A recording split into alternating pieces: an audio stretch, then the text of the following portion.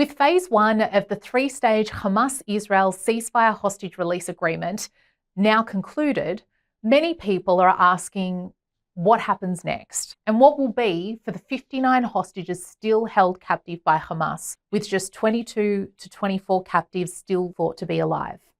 Well, let's start with the developments over the past few days. Phase one of the 42-day ceasefire hostage release deal ended on March 1. Over 6 weeks, Hamas released 33 hostages, 8 of whom were murdered, including Shiri Bibas and her 2 boys, 4-year-old Ariel and 10-month-old baby Kfir. In return, Hamas received almost 2,000 Palestinian prisoners held by Israel. Many were serving life sentences for carrying out organising terror attacks that included murder. Israel also withdrew from parts of Gaza and allowed Palestinians to return to northern Gaza. Hamas also benefited by taking over distribution of the massive quantities of humanitarian aid entering Gaza. However, rather than distributing the aid for free as intended, Hamas has instead sold it at highly inflated prices, which will no doubt help to rebuild its terror infrastructure and recruit new terrorists. So now that phase one is complete, what's supposed to happen? Well, according to the original agreement, negotiations on the second phase were supposed to have started on February 3, but progress has been slow to non-existent. Why? Well, under the original agreement negotiated by the Biden administration, phase two would see Hamas return all the remaining hostages, dead or alive, and include an Israeli withdrawal from Gaza and an end to the war. However, Israeli Prime Minister Benjamin Netanyahu clarified that the war would not finish until Hamas is fully dismantled. But with a new administration, US President Trump's envoy to the Middle East, Steve Witkoff, has proposed a new plan to end the impasse. Under his plan, the remaining 59 hostages would be released in 2 batches. The first during Ramadan, which has already begun and will end on March 29, and the second by the end of Passover on April 19, while the sides discuss the agreement to permanently stop the war. Hamas has rejected Witkoff's plan and insisted on a resumption of the original deal. To incentivize Hamas to accept Witkoff's plan, Israel, with US backing, has begun to redeploy its forces near Gaza in preparation to resume the fighting. Israel has also banned further aid coming into Gaza, including heavy machinery that would kickstart the Strip's reconstruction. While Hamas has enough food and other essentials for at least 3 more months, the impact of stopping aid was immediate. Food prices skyrocketed, and anger against Hamas increased.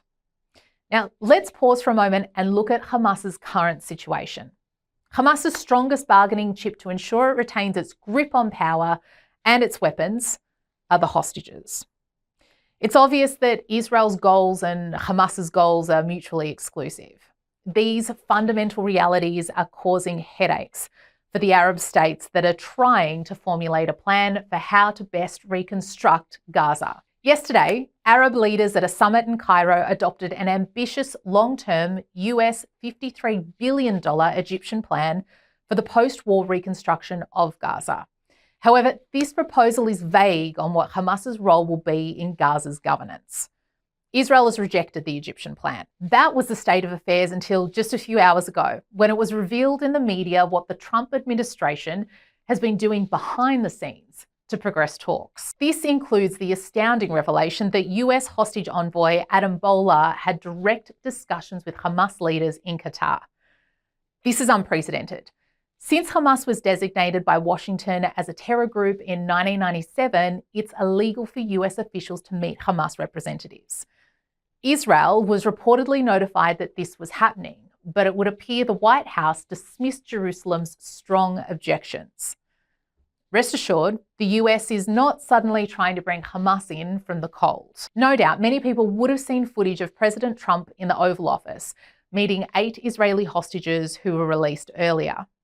Later, Trump issued a strongly worded statement on his social media platform, Truth Social, demanding the immediate release of all hostages, or it is over for you. This post said the US will provide Israel everything it needs to finish the job, Not a single Hamas member will be safe if you don't do as I say. He also ordered Hamas's leaders to leave the Strip and finished with a warning.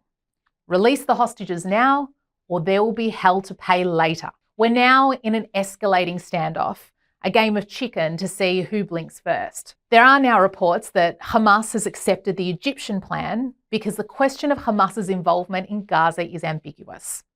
Time will tell if Trump's latest threatening statement may be the final nudge Hamas needs to seal the deal. All this is happening while more and more harrowing testimonies emerge from freed hostages detailing torture, starvation, and psychological abuse at the hands of Hamas. While there is hope that an agreement could be achieved in just a few days, it's obvious the hostages are running out of time and must urgently be brought home.